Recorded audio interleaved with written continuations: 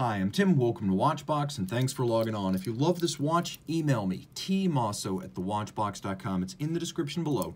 Your purchase and pricing email question line for buying this or any watch you see on any Watchbox platform. Reach out to me directly, email tmosso@thewatchbox.com for pricing. Today, we're discussing a watch launched in 2020 to celebrate 55 years of Seiko dive watches. Celebrating the historic 62 MAS, this is the Seiko Prospex SPB149.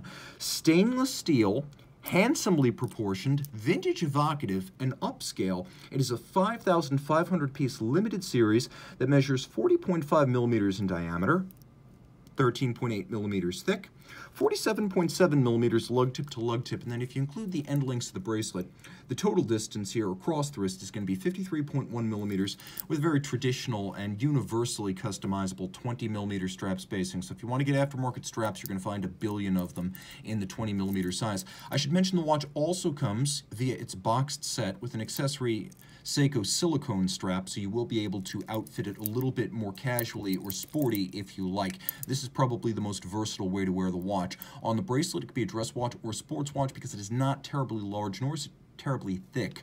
It's a watch that wears well with formal attire. Now we're going to open it up, throw it on my wrist, which is 16 centimeters in circumference, and get a look at the fit. It's not excessively broad across the wrist. Again, because it's only 47.7 lug-to-lug, if you throw it on the strap, which is even more flexible, you'll find it wears on a wrist as small as potentially even 13.5 centimeters circumference. And there's a little bit of curvature to the case that wraps nicely around the edge of the wrist where the links taper handsomely. So I'd say on the bracelet, wear it on a wrist as small as 14 centimeters circumference, and it probably will fit underneath some tight cuffs. Not all dress sleeves, but all jackets and many dress shirts. You will be surprised. The quality of what you get is unimpeachable. It's a nicely made watch. Stainless steel case, stainless steel bracelet, and you can see how the bracelet has a nice contouring as there are several different focal planes here. It has layers, visually speaking. In profile, you can see that the links have been polished over the top, satinated, and you can see that pins and sleeves are used here for the sizing of the bracelet, which means you'll need a block and punch to size, but that's relatively easy to do, and pin sleeves are always quite secure. You can also see that there's a bit of an unconventional dive extension built in. You first pull down the underside and then you retract. And we have a dive extension here that is a little bit odd because it resides on the clamshell lock end of the clasp, and most dive extensions seem to fold out of the root of the clasp, so this one's a little bit odd because it's on the buckle side, but it works functionally. It's exactly the same.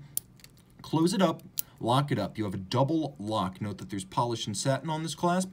We have both the clamshell lock and the trigger lock, so it's going to stay shut. We also have a couple of divots drilled inside the clasp, so using your strap tool once again, or your punch for sizing the links, you can actually change the anchoring point of the bracelet inside the clasp so you can fine-tune the fit. Now, rolling around to the case, you can see it's a handsome vintage evocative aesthetic, harking back to 1965. It has that characteristic of many vintage sports watches, a very narrow mid-case, which is satinated then beveled on its top and its bottom to create the impression of an even thinner case flank. You can see another element of vintage watches. We have squared-off lug profiles, which are in high polish, and then we have micro-knurling on the bezel, which is really a pleasure to feel.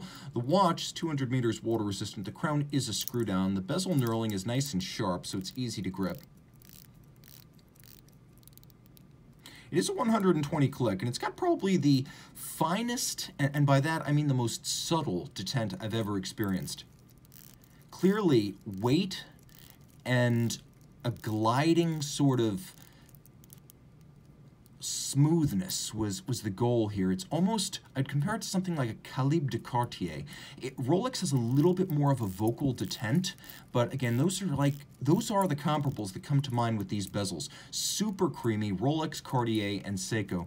They wanted something that was almost a magic carpet type of glide.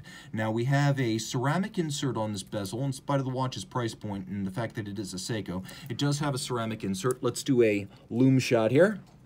As you can see, well lumed, plenty of it. Easy to line up the luminescent pearl of the bezel with the minute hand, and then you have a 0 to 60 minute count up timer just by reading the minute hand. Now the dial is a very faint matte blue. At first glance, I thought it was maybe green, maybe black, but on reflection and better light, it is a sort of matte dark blue, not quite navy, it's not that dark. And you can see that there are little applique indices, which is a nice upscale touch. They're metallic for a watch in this price point. You'd expect printed features on a watch like this, but Seiko has gone a little bit beyond expectations here. Turning it over, not a whole lot to see. As you can see, it's part of the Prospex collection, the extended Prospex collection, and it has an edition number of the 5500. You can also see that it uses the 6R35 movement, which is an upgrade over the 6R15. And what that gives you is basically more power reserve. So here we have an automatic winder with 70 hours of power reserve. That's almost 3 days. Stop seconds, a quick set date. It beats away at 21,600 vibrations per hour. It pivots on 24 joules. And again, all of this water resistant down to 200 meters. A little bit of the past and the present while looking towards the future with Seiko. Reach out to Team Mosso at thewatchbox.com for purchase and pricing details.